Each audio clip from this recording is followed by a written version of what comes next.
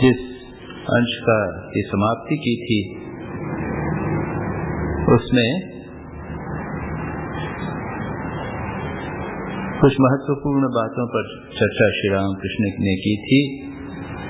षट चक्रों की चर्चा थी और उसके बाद भगवत कृपा की बात थी। कुछ साधना करनी पड़ती है, साधना करके मानो नहर से जल को काट कर नाली बनाकर लाया जाता है और अंत में हट कर खड़ा हो जाता है। धीरे धीरे बाकी काम हो जाता है, लेकिन प्रारंभ में साधना करना आवश्यक होता है इत्यादि चर्चा हुई। उसके बाद की बात में आगे करता हूँ। श्री रामकृष्ण कुछ देर चुप हो रहे, फिर कहने लगे, जो मेरे अपने आदमी हैं उन्हें डांटने पर भी वे आएंगे। आहा, नरेंद्र का कैसा स्वभाव है। माँ काली को पहले उसके जी में जो आता था वही कहता था। मैंने चिढ़कर एक दिन कहा था, मूर्ख, अब तू यहाँ ना आना। तो वह धीरे धीरे जाकर कुछ काम करने लगा। जो अपना आदमी है उसको तिरस्कार करने पर भी वह नाराज नहीं होता। क्यों? मणि कहते हैं, जी हाँ। श्री रामकृष्ण कहते हैं, नरेंद्र स्वतः सिद्ध है, निराकार पर उसकी निष्ठा है। मणि साहस्य कहते हैं, जब आता है तब एक महाभारत रच लाता है। श्री रामकृष्ण आनंद से हंसते हुए कहते हैं, हाँ ये सच है। यहाँ पर नरेंद्र यानी जो आगे चल के स्वामी विवेकानंद हुए, उनके संबंध में थोड़ी सी बातें कही गई। तो नरेंद्र के संबंध में श्री रामकृष्ण की उक्तियां श्री रामकृष्ण वचनामृत में यहाँ कई जगह पे बिखरी हुई हैं और इस बात का जो थोड़ा संदर्भ है इसमें भी थोड़ा सा विस्तार से जाना चाहूंगा। श्री रामकृष्ण और नरेंद्र का क्या संबंध था। जो एक तो नरेंद्र जैसा यहाँ पर कहा, माँ काली को श्री रामकृष्ण भजते थे, लेकिन श्री राम स्वामी नरेंद्र नहीं मानते थे। नरेंद्र कहते थे ये मूर्ति पूजा है। वे ब्राह्मण समाज के एक सदस्य थे, उन्होंने डिक्लेरेशन लिख दिया था कि मैं मूर्ति पूजा नहीं करूंगा इत्यादि। वहाँ ब्राह्मण समाज में अगर सदस्य बनना होता था तो एक डिक्लेरेशन देना पड़ता था, एक प्रतिज्ञा पत्र देना पड़ता था कि हम इस प्रकार के नियम पालन करेंगे, मूर्ति पूजा नहीं करेंगे, मूर्ति को हम भजना नहीं करेंगे। और इसलिए नरेंद्र ने ये कर दिया था और इसलिए जब वो मंदिर में यहाँ दक्षिणेश्वर में आते थे, श्री रामकृष्ण के प्रति आकृष्ट हुए थे। उनके आध्यात्मिक अनुभूतियां, उनके उपदेश और साथ ही साथ उनका प्रेममय व्यक्तित्व सबको देखकर वे अत्यंत आकृष्ट हुए थे। वो मानने लगे थे कि ये एक महान उच्च कोटि के संत हैं। संत के अतिरिक्त उनको उनके प्रति प्रेम था, जो यहाँ पर कहा जो अपने आदमी हैं उन्हें डांटने पर भी वह आएंगे, वो अपने समझने लग गए थे नरेंद्र। लेकिन दूसरी ओर वे स्पष्ट वक्ता थे, स्पष्ट कहते थे कि मैं आपकी मूर्ति में नहीं मानता। ये माँ काली जो है ना, ये आपकी मन की कल्पना है, वो पत्थर की मूर्ति है, वो कैसी विभत्स है, ऐसा जो भी कुछ आया मन में बोल देते थे। स्पष्ट वक्ता थे। श्री रामकृष्ण कभी कभी हंसकर उड़ा देते थे, कभी सोचते थे कि अरे ये मूर्ख ही नहीं समझता, ज्यादा नहीं समझता है, धीरे धीरे समझेगा इत्यादि। लेकिन कभी जब बहुत ज्यादा हो जाता था तो गुस्से में आ जाते थे श्री रामकृष्ण और कहते थे, डांट के कहते थे कि जा, तू समझता नहीं है मूर्ख, जा यहाँ मत आना। तो अगर कोई बच्चे को माँ डांट देती है ना, बच्चे को खूब डांटती, जा भाग जा यहाँ से, मत आना, मेरे से बात मत करना, तो कितनी देर रहता है? हाँ, बच्चा भी चला जाता है, फिर कहता नहीं तेरे से बात नहीं करेंगे। फिर 10-5 मिनट के बाद में फिर आके बात करने लगता है। वो बात ऐसी थोड़ी है। उसी प्रकार का है यहाँ पे भी, वो डांटने पर भी वो क्या चले जाते हैं, धीरे धीरे कुछ काम करने लगा। बंगाली में है वहाँ पे वो तामाक सजाने, यानी वो हुक्का साफ करने लगा, हुक्का कुछ।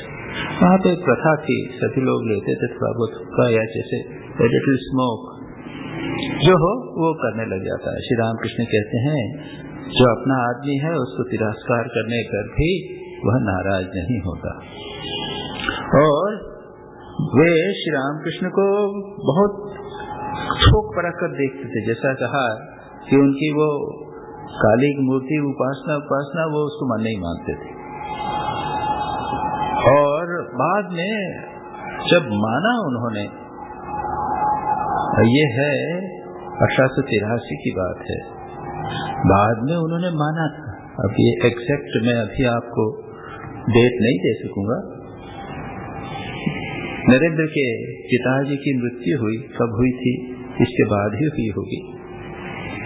और उसके बाद उनकी बहुत खराब आर्थिक स्थिति हुई और ऐसी स्थिति में उनको खाने को कुछ नहीं था। एक दिन माँ ने कहा कि तेरे गुरु जो हैं वो तो परमहंस हैं, उच्च कोटि के संत हैं, उनसे क्यों नहीं मांगता।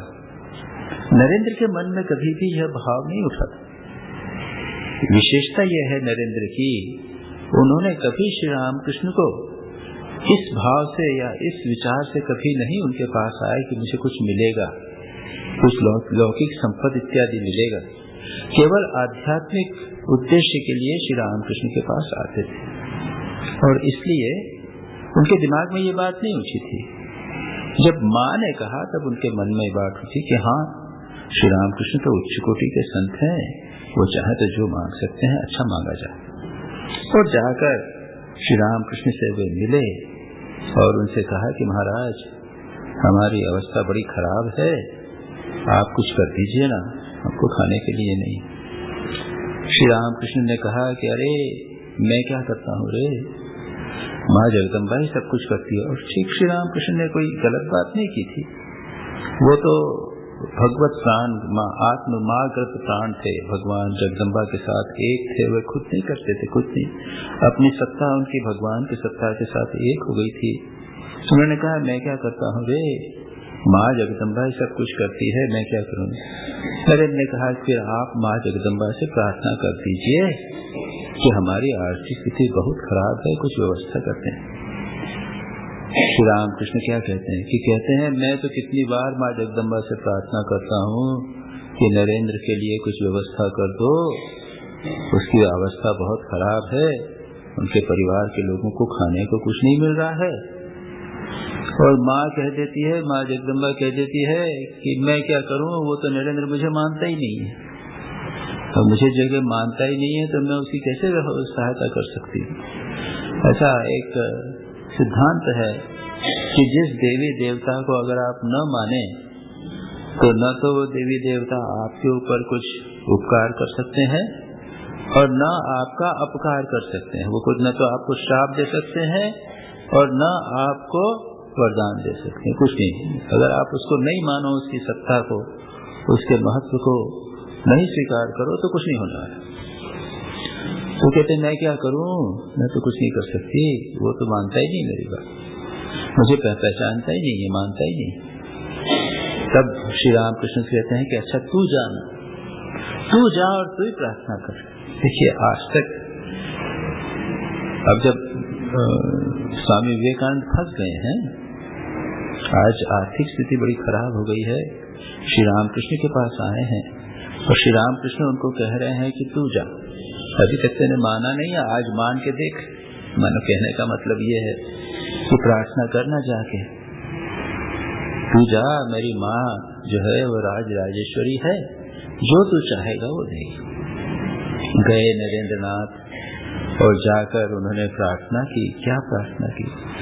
पहली बार उन्हें वो जगदम्बा जिसकी वो निंदा करते थे, पत्थर की मूर्ति समझते थे, उनको ऐसा लगा कि वे जीवंत जागृत वहां पर विद्यमान। आप लोग पता नहीं आप गए कि नहीं काली मंदिर में, कुछ लोग दक्षिणेश्वर गए होंगे। मैं अभी पिछली बार भी गया, जब भी कभी कलकत्ता जाता हूँ तो एक बार अवश्य जाता हूँ वहाँ पे दर्शन करने के लिए। महातीर्थ है वहाँ पे, तो उनका दर्शन किया और उनके मन में लगा कि ये तो जीवंत चैतन्य सत्ता है, जीवंत जागृत है। और प्रार्थना करने लगे। क्या धन नहीं मांगा, अन्न नहीं मांगा, अपने भाई बहन बच्चों के भाई माता के सब खाने पीने कुछ नहीं मांगा। क्या मांगा? माँ मुझे ज्ञान दो, भक्ति दो, विवेक दो, वैराग्य दो। भाव विभोर होकर मांगा और वापस लौट आए। जब लौट आए न स्वामी श्री रामकृष्ण ने पूछा, अरे कुछ मांगा? तब उनको होश आया, अरे कुछ नहीं मांगा।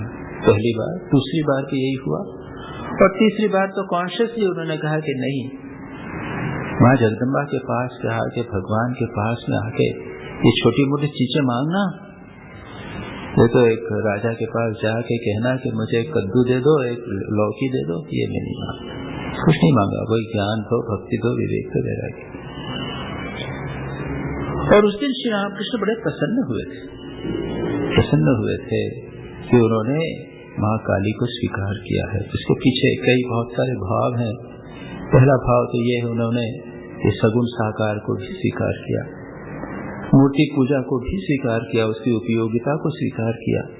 जो हम स्वामी विवेकानंद के उपदेशों में, स्वामी विवेकानंद के साहित्य में कई स्थानों पर देखते हैं, वो तो यहाँ तक कहते हैं कि अगर मूर्ति पूजा से रामकृष्ण बन सकते हैं, रामकृष्ण जैसे संत बन सकते हैं, तो होवे ना सैकड़ों मूर्तियां, क्या नुकसान। और तीसरा, शक्ति को स्वीकार किया। बिना शक्ति के काम नहीं होता। जिसको जगत का कल्याण करना है, उसको जगदम्बा को, भगवान की शक्ति को स्वीकार करना पड़ेगा। इन तीन कारणों से भगवान श्री रामकृष्ण अत्यंत प्रसन्न हुए कि आज उन्होंने माँ काली को स्वीकार किया। ये बात इस घटना के आज जो हम पढ़ रहे हैं 24 दिसंबर 1883 इसके बाद की होनी चाहिए, क्योंकि अभी तक तो यही बात है। उसके बाद में आगे कुछ नहीं लिखा है कि नरेंद्र ने माना, कब माना, ये नहीं लिखा है। और उस दिन की घटना जैसे है, श्री रामकृष्ण ने डांटा, जाके चुपचाप वो हुक्का सजाने लगे, कुछ काम करने लगे। इसके आगे मणि कहते हैं, श्री रामकृष्ण कहते हैं, नरेंद्र स्वतः सिद्ध है, निराकार पर उसकी निष्ठा है। ये स्वतः सिद्ध की बात श्री रामकृष्ण जो कहते हैं, इसके संदर्भ में ये कहा जा सकता है कि श्री रामकृष्ण के जो शिष्य हुआ थे, 16 सन्यासी शिष्य, उनमें से कुछ को वे ईश्वर कोटि कहा करते थे। ईश्वर कोटि यानी वे सदा सिद्ध हैं, ईश्वर के मानो स्तर के हैं, और वे जब अवतार ग्रहण, भगवान अवतार लेते हैं तो उनके साथ में वह आते हैं। उनको सिद्धि लाभ करने के लिए कुछ नहीं करना पड़ता, साधना करते अवश्य है। जो थोड़ा बहुत अज्ञान उनको है वो उसको दूर करने के लिए, लेकिन या तो वे ध्यान सिद्ध होते हैं, ध्यान में कोई दिक्कत नहीं। हम लोगों को ध्यान करने में कितनी कष्ट होता है। स्वामी विवेकानंद के लिए कुछ आवश्यक समस्या ही नहीं थी, बैठते थे ध्यान हो जाया करता। तो जो हो श्री रामकृष्ण कहते हैं वो स्वतः सिद्ध है। और मणि साहस से कहते हैं, तब जब आता है तब एक महाभारत रच लाता है, कांड करे, बंगराय बोले, बंगाली में जो कांड, एक महाभारत रच लेता है, यानी उथल पुथल मचा दिया। तेजस्वी, मन में एक बहुत बड़ा तेज, किसी बात को स्वीकार नहीं करना, आएंगे तो लोगों को मानो डिस्टर्ब कर देंगे, ऐसे तेजस्वी। और एक छोटी सी घटना मुझे इस संदर्भ में याद हो गई, जो अन्यत्र कहीं रिकॉर्डेड नहीं है। कहीं एक जगह मैंने पढ़ा है, कहाँ पे पढ़ा लेकिन मालूम नहीं, लेकिन अन्य स्वामी विवेकानंद की जीवनियां इत्यादि में ये कहीं रिकॉर्डेड नहीं है। एक बार नरेंद्र आए तो याद रखिए, उस समय स्वामी नरेंद्रनाथ युवक थे, और आपने देखा नरेंद्र के, स्वामी विवेकानंद के बाल, जो बाद में भी अमेरिका जब गए तब तो मुंडन नहीं करते थे। भारत में तो सन्यासी हम लोग मुंडन कर लेते हैं, लेकिन अमेरिका में जब जाते थे मुंडन नहीं होते था। और वहां पर उनके बालों का आपने देखा होगा, कोई चित्र है, बाल ऐसे बीच में से ऐसे किए हुए हैं और यहाँ से आके थोड़े से घुंघराले हो रहे हैं। अच्छे सुंदर बाल थे स्वामी विवेकानंद के। तो एक बार वो बढ़िया बाल बने हुए, अच्छे बाल, घुंघराले बाल वगैरह इस तरह के संवारे हुए बाल, नरेंद्र स्वामी विवेकानंद श्री रामकृष्ण के पास आए। युवक थे, शुरू में आए थे, और श्री रामकृष्ण ने उनको देखा और ऐसे ही बाल पकड़ लिया, बाल पकड़ के ऐसे ऐसे बच्चे को जैसे झट कर बड़ी फैशन कर रहा है रे, ढंग कर बंगला है बंगाली, बड़ी फैशन है रे, बाल के फैशनेबल ढंग से। आजकल के लोग न जाने कितने प्रकार की फैशन होती है ना, दाढ़ी का कट और ये सब होता है, बाल के भी कट होते हैं, बड़ी फैशन कर रहा है। तो नरेंद्र नाथ, वही मैंने कहा ना, कांड यानी एक महाभारत रच लेता, वो भी छोड़ने वाले नहीं। स्वामी ये रोमारोला उनकी जीवनी में, स्वामी विवेकानंद की जीवनी में लिखते हैं कि वे मानो खुले म्यान से निकली हुई तलवार के समान थे। अन्यत्र भी है, म्यान से निकली हुई खुली तलवार, सदा तेजस्वी, किसी की बात को आसानी से मानने वाले नहीं। उन्होंने जैसे ही ये बात सुनी, बड़ा फैशन कर रहा है, तो उन्होंने श्री रामकृष्ण कह दिया, आप भी तो ढंग करते हैं, आप भी तो फैशन करते हैं। अरे नहीं, क्या परमहंस है, इतने बड़े त्यागी सन्यासी हैं, लेकिन गद्दे पे सोते हैं, मच्छरदानी में सोते हैं। और कौन से साधु हैं जो मच्छरदानी और गद्दे पे सोते हैं? आप देखें ना, पेड़ के नीचे रहते हैं लोग सन्यासी, अपनी एक कंबल है उसको बिछा लिया, सो गए। आप तो परमहंस हैं, गद्दे और मच्छरदानी में सोते हैं। श्री रामकृष्ण ने कहा, ठीक कहा तेने। श्री रामकृष्ण भी ऐसे यदि नहीं होते तो नरेंद्र जैसे खुली म्यान, एक बच्चे का सिंह शावक, सिंह का बच्चा उसको संभालना, तो कोई बड़ा सिंह ही होना हो सकता है, ऐसा नहीं हो सकता। श्री रामकृष्ण भी ऐसा ऑर्डिनरी नहीं थे। उन्होंने कहा, तेने ठीक कहा, मैं भगवान का, माँ जगदम्बा का नाम लेता हूँ, भगवान नाम लेता हूँ, इसलिए मेरे को गद्दा मिलता है। तू भी माँ जगदम्बा का काम करेगा तो इतने ऊंचे गद्दे पे सोएगा, ऐसा हाथ करके बताया। और ठीक यही बात हुई थी। आप लोग अगर कलकत्ता जाएं, कलकत्ता दक्षिण बेलूर मठ जाइएगा, बेलूर मठ में मेन टेम्पल है, पुराना मंदिर है, और श्री स्वामी विवेकानंद का एक कमरा है जहाँ पर स्वामी विवेकानंद रहते थे। आप देखिएगा, उनका जो पलंग है वो फॉरेनर्स ने, उन लोगों ने, बड़े बड़े धनी उनके जो शिष्य थे, उन लोगों ने डोनेट किया था। और आप मेजर कीजिएगा, ठीक इतना ऊंचा मोटा गद्दा है उसके ऊपर। और घटना इस प्रकार की हुई थी, एक दिन स्वामी विवेकानंद लेटे हुए थे उस गद्दे पर, अचानक उठे, गद्दे को मेजर किया और दौड़कर सीधे मंदिर में जाके श्री रामकृष्ण को साष्टांग प्रणाम किया। किसी भक्त ने पूछा, क्या बात हुई? किसी ने देख लिया, कोई साधु ने। तब उन्होंने ये सारी पहले की घटना बताई थी, किस प्रकार की बात हुई थी, और श्री रामकृष्ण ने प्रेडिक्ट किया था। मजाक मजाक में भी नहीं, अगर जो कुछ कहा था श्री रामकृष्ण ने वो सत्य निकला। तो एक छोटी सी बात मैंने कही, इसके अतिरिक्त भी अगर श्री रामकृष्ण वचनामृत पढ़ें तो हम देखेंगे श्री रामकृष्ण स्वामी विवेकानंद की अनेक स्थानों पर बहुत प्रशंसा करते हैं। अनेक स्थानों पर कई प्रकार से प्रशंसा इत्यादि करते थे। और तब नरेंद्र कहते थे कि अरे आप क्या कह रहे हैं, आप मेरे को छोटा सा सामान्य व्यक्ति हूँ, मुझे आप कह रहे हैं। श्री रामकृष्ण कहते थे कि मैं थोड़ी कह रहा हूँ, माँ जगदम्बा मुझे दिखा रही तो इस प्रकार का है। और जो अपना है वो तिरस्कार करने पर भी नाराज नहीं होता। और दूसरी घटना आप जानते ही हैं, पहले नरेंद्र नाथ के साथ में श्री रामकृष्ण सदा बातचीत करते, जब भी वे आते थे उनको मैक्सिमम अटेंशन, सबसे ज्यादा महत्व नरेंद्र को दिया करते थे। उसी से बात करना, दूसरों से बात नहीं करना। फिर एक स्थिति ऐसी आई कि उन्होंने बातचीत करना बंद कर दिया, बिल्कुल बंद कर दिया, 1 महीने तक बातचीत नहीं किया। फिर भी आते रहे। और तब श्री रामकृष्ण ने पूछा था, तो क्यों आता है? मैं तुझसे बात नहीं करता, क्योंकि मैं आपकी बात सुनने थोड़ी आता हूँ, मुझे तो आपको देखने में अच्छा लगता है, मैं आपसे प्यार करता हूँ इसलिए आता हूँ। ये है वही बात, क्या जो अपने आदमी है तिरस्कार करने पर भी नाराज नहीं है। ऐसा संबंध है इन दोनों का था। ये रक्त का संबंध नहीं था, आध्यात्मिक संबंध।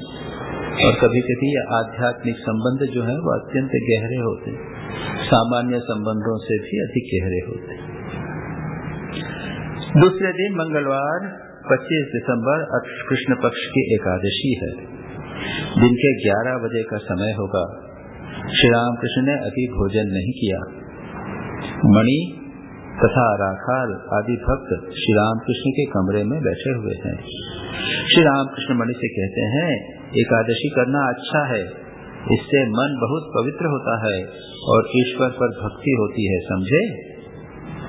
मणि कहते हैं, जी हाँ। श्री रामकृष्ण, धान और लाही का धान की लाही और दूध खाओगे? यही खाओगे? क्यों? यहाँ तो छोटी सी बात कही दी है। ये एकादशी का, ये हम लोग जो एकादशी व्रत इत्यादि करते हैं, इसका अपना एक महत्व है। It is very something scientific. यहाँ पर जो कहा है संक्षेप में कह दिया। आपको स्वामी विवेकानंद ने एक दिन कहा है एक स्थान पर, फ्रॉम ईस्ट एंड वेस्ट नामक लेक्चर में या अन्यत्र कहीं उन्होंने कहा है कि विश्व में 50% लोग ऐसे हैं जिनको खाने को नहीं मिलता। बेचारे खाने न खाकर कष्ट पाते हैं, और 50% ऐसे लोग हैं जिनको मालूम नहीं क्या खाना है, खाकर कष्ट पाते हैं। और अधिकांश लोग आज के जमाने में एफ्लुएंट कंट्रीज में, धनिक देशों में, वो खा खा के बीमार हो रहे हैं।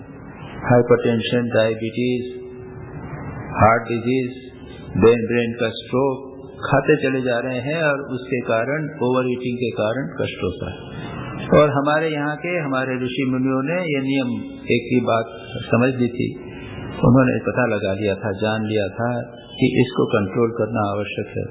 ये व्रतों का नियम, कुछ तपस्याओं का नियम, इसके बिना नहीं होता। तपस, स्वाध्याय, ईश्वर प्रणिधान, ये 3 को पातंजल योग सूत्र में क्रिया योग कहा गया है। तपस्या, स्वाध्याय और ईश्वर प्रणिधान। क्रिया योग वहाँ पातंजल योग सूत्र के संदर्भ में है कि ये जब तक अपने हमारे जीवन में नहीं हो तब तक हम योग में अंतर प्रवेश ही नहीं कर सकते। प्रवेश करने के लिए ये सबसे कम मिनिमम कंडीशन है। किसी के जीवन में अगर तपस्या का भाव न हो, तितिक्षा का, सहनशीलता का भाव न होवे, तो वो योग का अधिकारी नहीं होता। इसी प्रकार का ये सामान्य प्राणायाम, आसन इत्यादि के लिए भी आवश्यक है। दूसरा है स्वाध्याय, सद साहित्य का, सद बातों का अध्ययन, चिंतन करना, मन को अच्छे विचारों से भर के रखने के लिए यह आवश्यक है, ये भी आवश्यक है। और तीसरा है भगवत समर्पण का भाव, शरणागति का भाव। ये 3 चीजें यदि न होवे तो व्यक्ति साधना में आगे बढ़ नहीं सकता। ये तीनों। और क्रिया योग जब बोलते हैं तो क्रिया योग का अर्थ होता है एक सामान्य हेल्दी, सामान्य स्वस्थ जीवन व्यतीत करने के लिए भी इन तीनों की आवश्यकता। और यहाँ पर यही बात श्री रामकृष्ण कहते हैं, एकादशी करना अच्छा है। और एक दूसरे सिद्धांत के अनुसार है कि एकादशी के समय या 15 दिन में हमारे शरीर में रस पैदा होता है।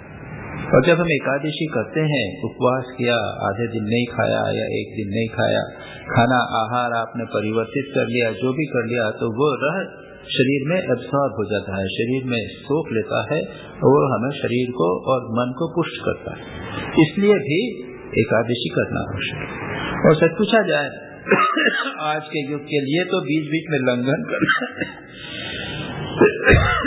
यानी हम इतने दिन तो बराबर खाते रहते हैं, आधा दिन नहीं खाया, एक दिन नहीं खाया, बीच में सप्ताह में, महीने में एक दिन नहीं खाया, ये बहुत अच्छा।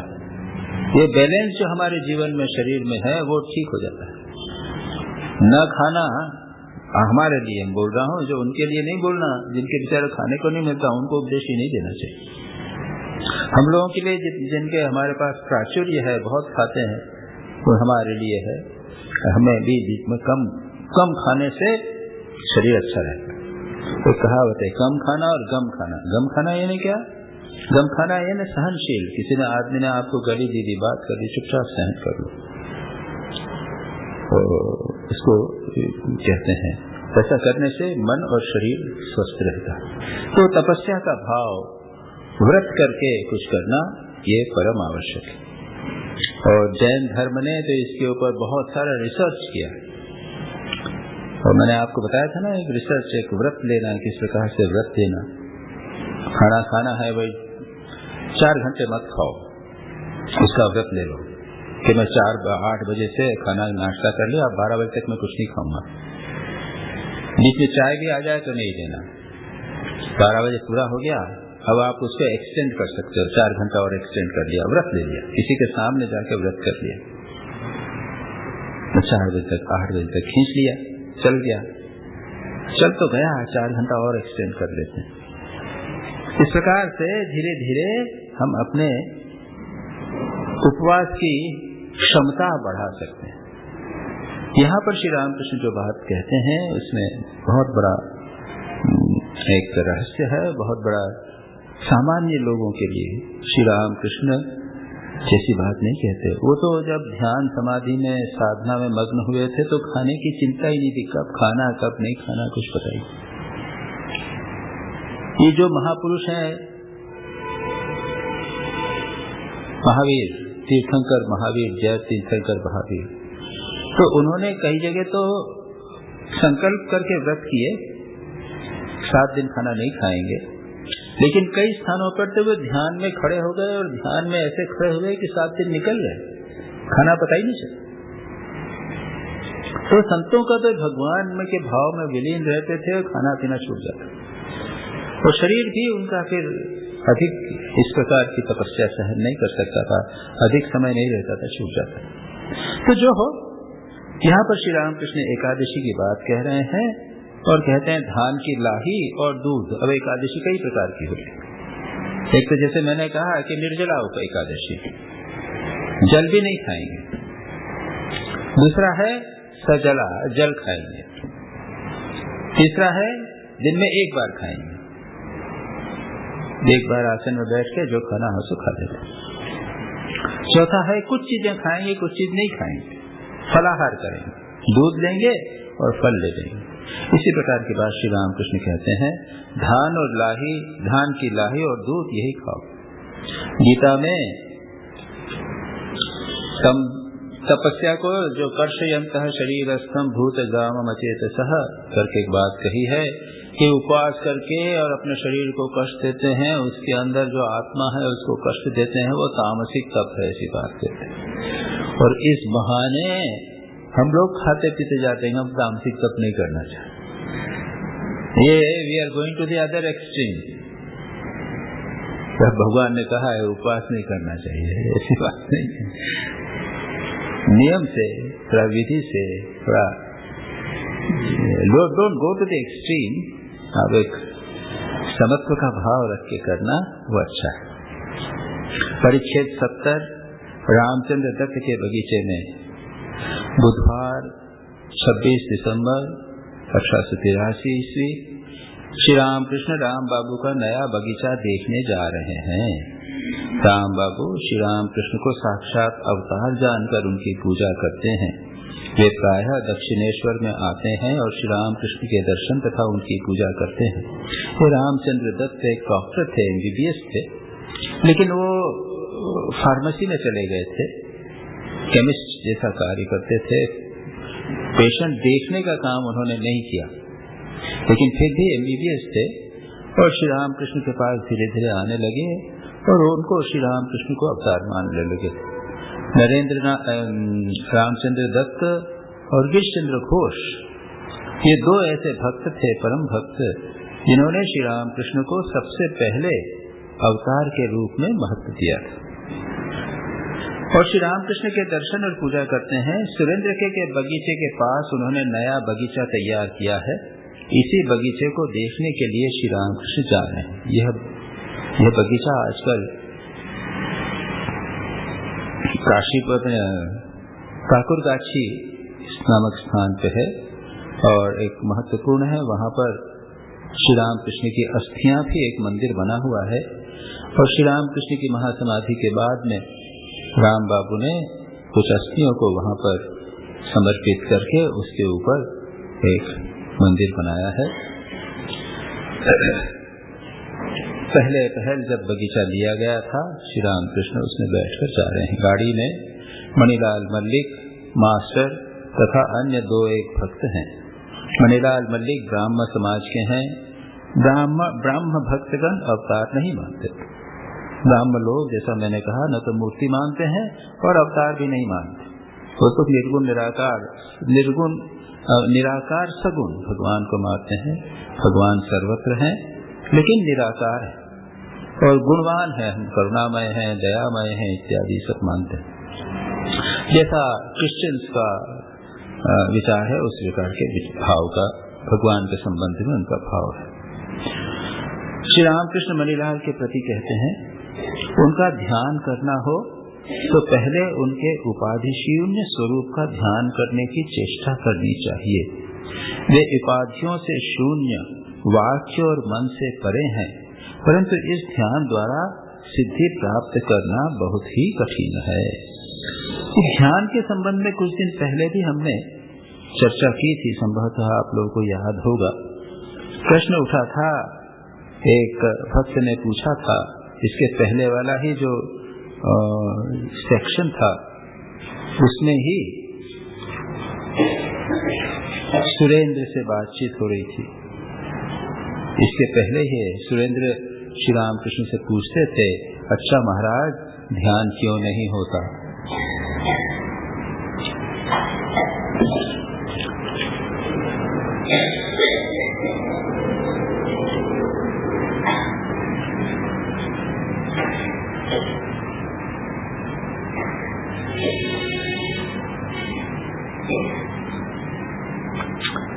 आप 5 मिनट बाहर हो जाओ और ये गोली ले लो।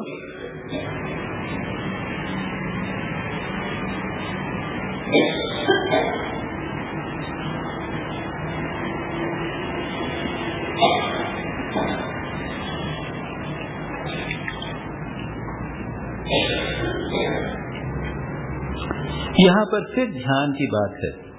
मैंने कहा था कि ध्यान के संबंध में श्री रामकृष्ण वचनामृत में इंस्ट्रक्शंस अधिक नहीं है, बिखरी हुई इंस्ट्रक्शंस है, अधिक इंस्ट्रक्शंस नहीं है। जो भी हैं वो भी महत्व की हैं। यहाँ पर श्री रामकृष्ण ध्यान के संबंध में कुछ बात कहते हैं, इसको हम पढ़ लेते हैं। पहले कहा, मैंने अभी पढ़ा उसको, उसके आगे वे लिखते हैं, वे मनुष्य में अवतीर्ण होते हैं, उस समय ध्यान करने की विशेष सुविधा होती है।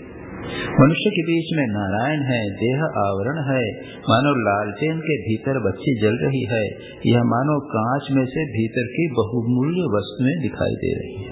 छोटे से में उन्होंने साकार ध्यान के महत्व की बात बताई है, लेकिन प्रारंभ उन्होंने किया, क्या कहा?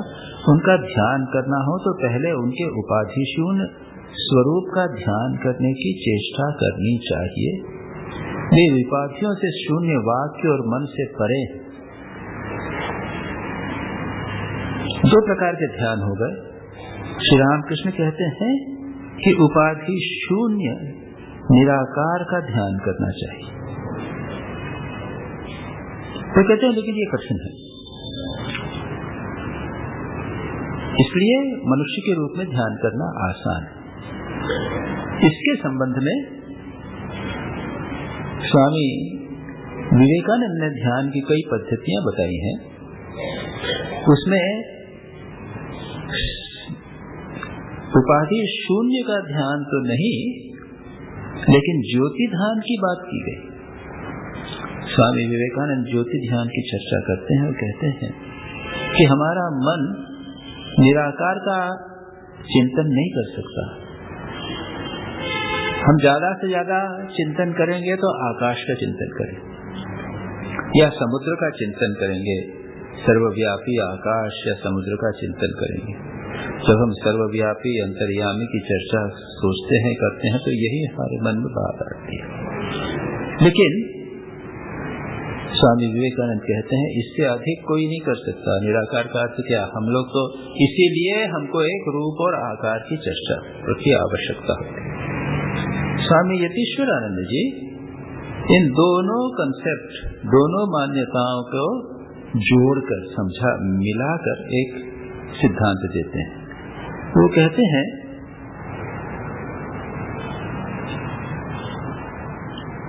हैं कि कल्पना करो कि एक सर्वत्र ज्योति विद्यमान है, एक महान ज्योति विद्यमान है। इसकी कल्पना तो हो सकती है, अब प्रकाश है सर्वत्र।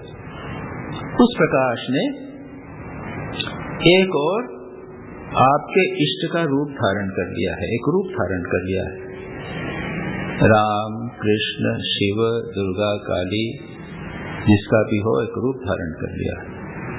और उसी ने दूसरी ओर आपका शरीर का रूप धारण कर लिया। अब आप अपने इष्ट का ध्यान करो, रूप का ध्यान करो। ध्यान करने के बाद में इन दोनों को बाद में पुनः ज्योति में विलीन कर दो। कितना साइंटिफिक, कितना वैज्ञानिक है, कितना समीचीन। इसके द्वारा आप साकार और निराकार की जो समस्या है उसका समाधान कर रहे हैं।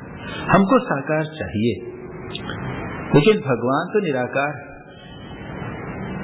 एक वो प्रसिद्ध श्लोक है, आप जानते होंगे, रूपम रूप विवर्जितस्य भगवतो ध्यानेन यत् कल्पितम स्तुत्या निर्वचनीयता विभो दूरीकृतं यन्मया व्यापृत्यंच मया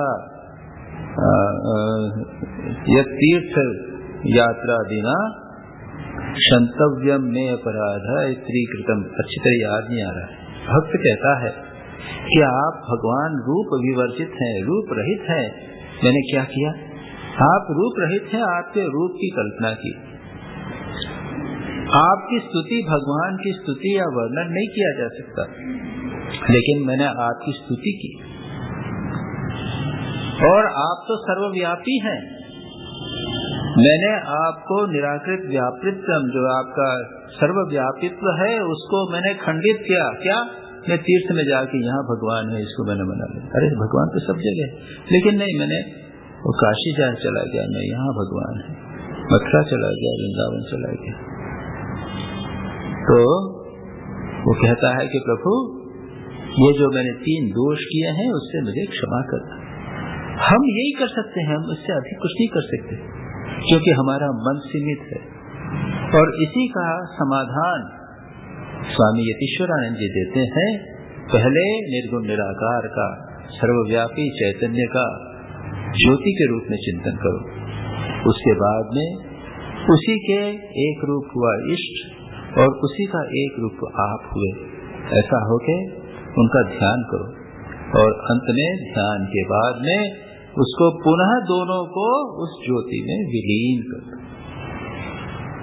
तो हमारे मन में यह भाव भी बना रहेगा कि जिसका हम ध्यान कर रहे हैं, जो रूप धारण किया हुआ है, वह निर्गुण निराकार भी है।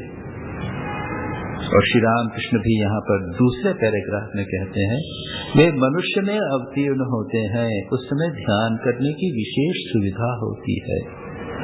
क्यों? मनुष्य है, वो सामान्य है, हमारे जैसे खाते पीते, उठते बैठते हैं, सोते हैं, सब करते हैं। उनके पास निकट जाना आसान हो जाता है, उनको अप्रोच किया जा सकता है, जिसे हम कहते हैं। और जब हम जाते हैं, उनमें सद्गुण देखते हैं, उनमें ऐश्वर्य देखते हैं, विशेषताएं देखते हैं, और तब उनका हम ध्यान करते हैं। लेकिन किसी मानव का ध्यान करना, एक अवतार का ध्यान भी यदि करें, तो उसमें अवतारत्व का बोध होना चाहिए।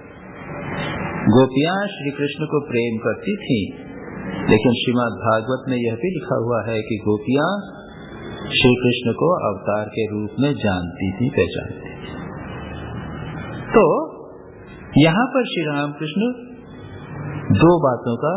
दो प्रकार के ध्यान की चर्चा कर रहे हैं।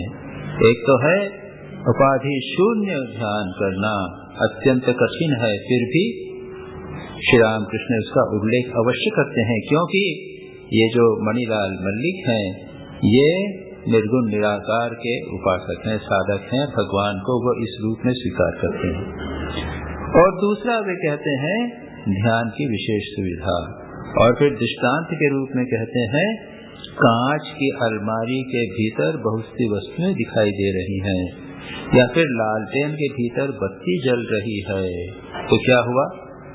यानी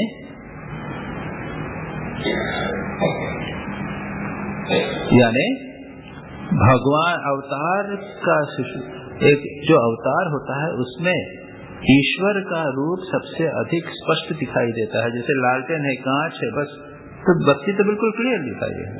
उसी प्रकार से अवतार में भगवान का प्रकाश अत्यंत स्पष्ट रूप से दिखाई देता है।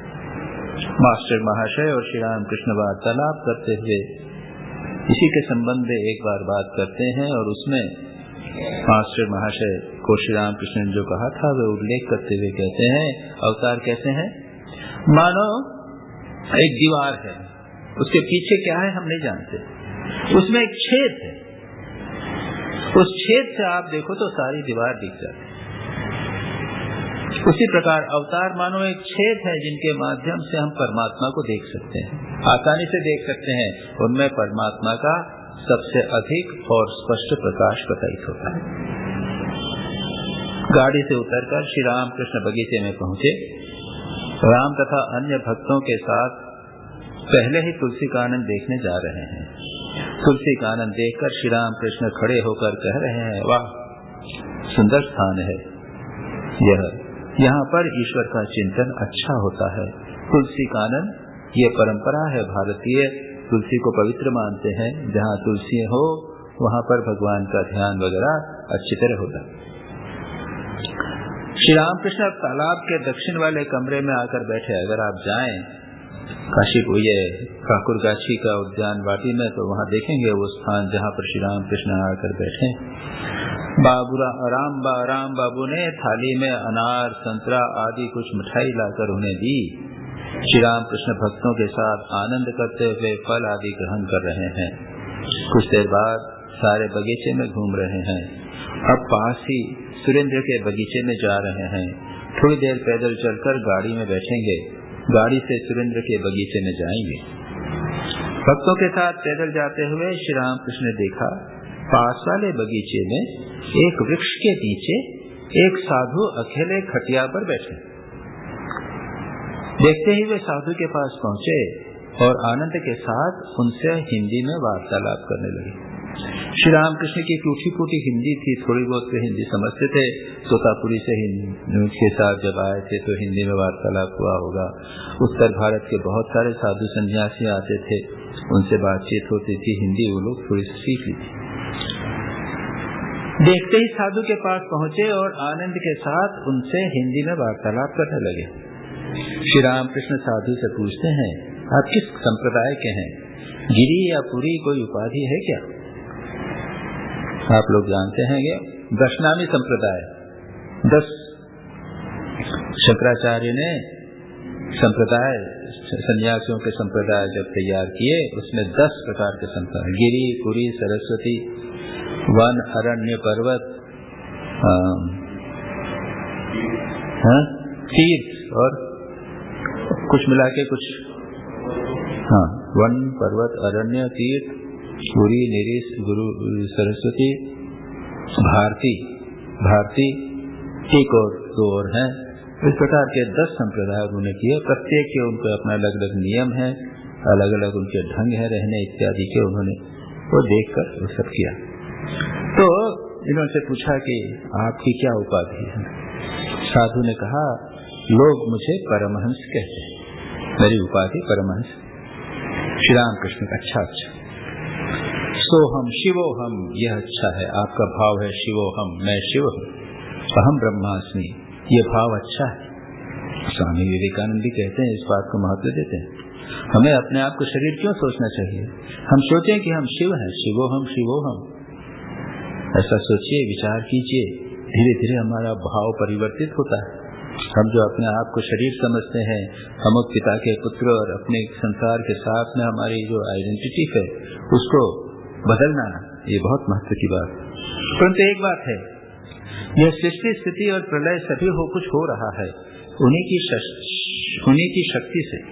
यह आद्या शक्ति और ब्रह्म अभिन्न है।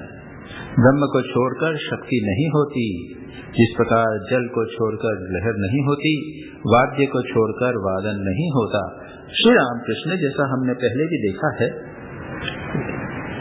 श्री रामकृष्ण सदा सर्वदा ये शक्ति को महत्व देते थे। वेदांत में, यहाँ पर वेदांत और श्री रामकृष्ण के उपदेश में भेद है। तोतापुरी महाराज अद्वैत वेदांती थे, ब्रह्म सत्य जगत मिथ्या, और जगत जब मिथ्या माना तो ये शक्ति को भी मिथ्या मान लिया। ये माँ काली और शक्ति कुछ नहीं। श्री रामकृष्ण कहते हैं नहीं, जब तक अब संसार में है तब तक शक्ति के दायरे में है। और तोतापुरी महाराज को उसके बाद में अनुभव भी हुआ था, जब वो डूबने के लिए गए, मरने के लायक पानी भी नहीं मिला था, और तब उन्होंने कहा था ये कैसी देवी माया। उनको अचानक अनुभव हुआ कि मैं शक्ति के दायरे में हूँ, जब तक हूँ तब तक मुझे इसको स्वीकार करना पड़ेगा। शंकराचार्य महाराज को भी हुआ था। शंकराचार्य जी वो अद्वैत वेदांती नहीं मानते थे, उसके बाद में उन्होंने माना। आनंद लहरी वगैरह इत्यादि बहुत सारे स्तोत्र उन्होंने माँ जगदम्बा की स्तुति में लिखे। जा रहे थे, रास्ते में एक मुर्दा पड़ा हुआ था और एक माता जी वहां पर लेटी हुई माता हैं, वो रो रही थी। शंकराचार्य ने कहा कि माँ इस मुर्दे को हटा लो। उन्होंने कहा कि तुम ही हटा, तुम क्यों, ये क्यों नहीं हटता, खुद ही बोलो ना, हट जाएगा। तो नहीं, इसमें शक्ति नहीं है, कैसे हटेगा। तब वो तो माँ जगदम्बा ही थी और शिव जी मानो शव बने पड़े हुए थे।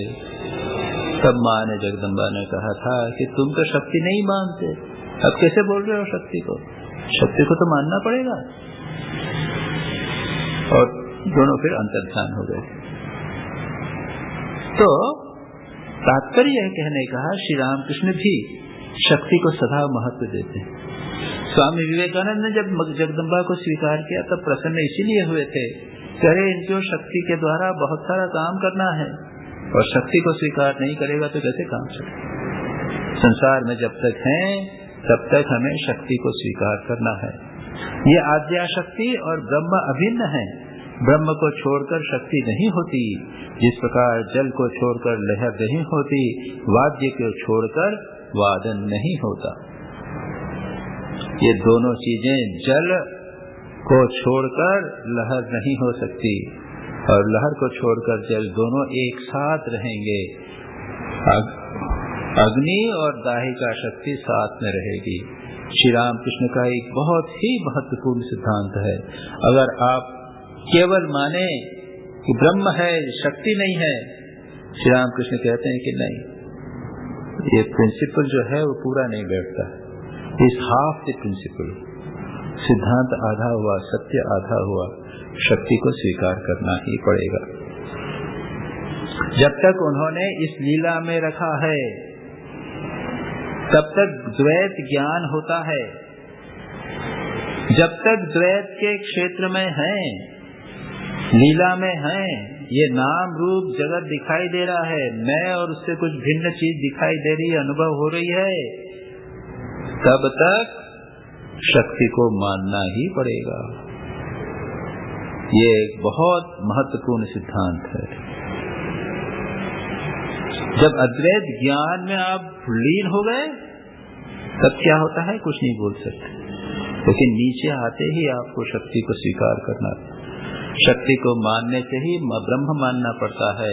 जिस प्रकार रात्रि का ज्ञान रहने से ही दिन का ज्ञान होता है, ज्ञान की समझ रहने से ही अज्ञान की समझ होती है। और एक स्थिति वे दिखाते हैं कि ब्रह्म ज्ञान अज्ञान से परे है, मुझसे कुछ नहीं कहा जा सकता, जो है सो है। वो बहुत ऊंची स्थिति, निर्विकल्प समाधि, उसमें क्या होता है इसको नहीं। जैसे ही आप नीचे आए सबको स्वीकार करना पड़ेगा। एक श्री राम कृष्ण का एक बहुत महत्वपूर्ण सिद्धांत। इस प्रकार कुछ वार्तालाप होने के बाद श्री रामकृष्ण गाड़ी की ओर जा रहे हैं। साधु भी उन्हें गाड़ी तक पहुंचा देने के लिए साथ साथ आ रहे हैं। मानो श्री रामकृष्ण उनके कितने दिनों के परिचित हैं। 5 मिनट की 10 मिनट की चर्चा में ऐसा घनिष्ठ संबंध हो गया, मन का संबंध। और इसके पीछे भाव क्या, देख लेते हैं। साधु की बाह में बाह डालकर वे गाड़ी की ओर आ रहे हैं। श्री रामकृष्ण दोनों एकदम जैसे फ्रेंड्स की तरह, मित्र की तरह बाह में डालकर आ रहे हैं। साधु हमें गाड़ी पर चढ़ाकर अपने स्थान पर आ गए। अब श्री रामकृष्ण सुरेंद्र के बगीचे में आए हैं। भक्तों के साथ बैठकर साधु की ही बात शुरू की। जिन साधु से उन मिले थे, श्री रामकृष्ण कहते हैं ये साधु अच्छे। राम के प्रति कहते हैं जब तुम आओगे तो इन साधु को दक्षिणेश्वर में ले आना। और उसके बाद में आगे सेक्टर में देखेंगे श्री रामकृष्ण के साथ, वो राम के साथ दक्षिणेश्वर आए हैं, उनके साथ में बातचीत इत्यादि हुई है। बड़ा अच्छा प्रसंग है। ये साधु बहुत अच्छे हैं। एक गाने में है, सरल हुए बिना सरल को पहचाना नहीं जाता। सरलता, मनमुख एक, मन में कोई खोट नहीं, स्पष्ट रूप से सब बता देना, ये खुला हुआ जो सरल है, सरलता एक बहुत दुर्लभ गुण है। श्री रामकृष्ण कहते थे बहुत दुर्लभ हो, चाहे कितना भी पापी हो, वो नहीं, लेकिन सरल है, मन में अगर कुटिलता नहीं है, वह आदमी एक बहुत ही उच्च कोटि का व्यक्ति होता है। कहते हैं सरल होने बिना सरल को नहीं पहचाना जाता। फिर कहते हैं निराकारवादी अच्छा ही है, वे निराकारवादी हैं, कोई बात नहीं, अच्छा है।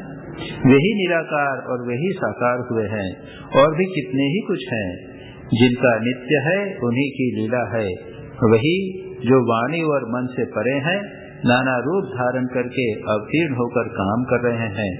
उसी ओम से ओम शिव, ओम काली, ओम कृष्ण हुए हैं।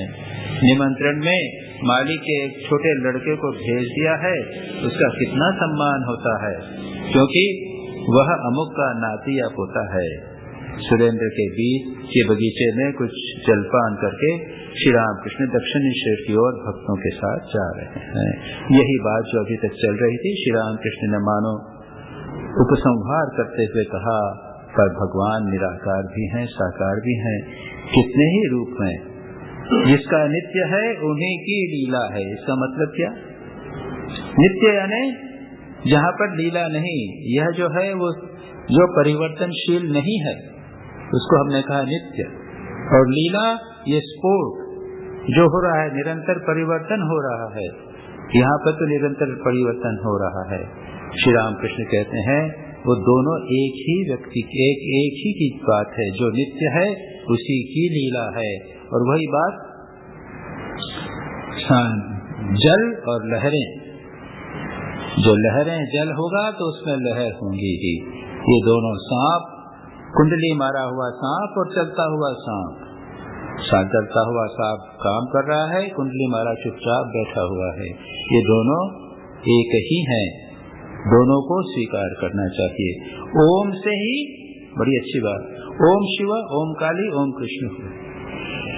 एक ओम है, एक निर्गम निराकार है, उसी से कृष्ण, काली, शिव इत्यादि उत्पन्न हुए हैं। और अंत में श्री राम कृष्ण कहते हैं निमंत्रण मालिक को दिया गया। मालिक ना, मैं नहीं जा सकता, मैंने अपने पुत्र को भेज दिया। पुत्र को भी उतना ही सम्मान मिलेगा जितना मालिक को।